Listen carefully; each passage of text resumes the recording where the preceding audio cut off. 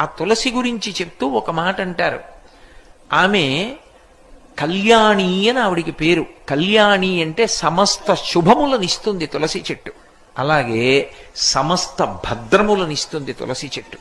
అందుకే ఇప్పటికీ ప్రాణోత్క్రమణం అయిపోతోంది, ఆయన తులసి కోట దగ్గరికి వెళ్ళకపోతే కనీసం తులసి నీళ్లు పొయ్యండి అని తులసి నీళ్లు పోస్తారు. ఇంకొక నీళ్లు పొయ్యరు, తులసి నీళ్లు పోస్తారు. అలా మట్టి తినడానికి అధికారం ఉన్నది, పత్రం తినడానికి అధికారం ఉన్నవి రెండే. ఒకటి తులసి, రెండు మారేడు. అసలు నేను సరిగ్గా క్రమంలో చెప్పాలంటే ముందు మారేడు, వెనక తులసి. అంత గొప్పది తులసి చెట్టు.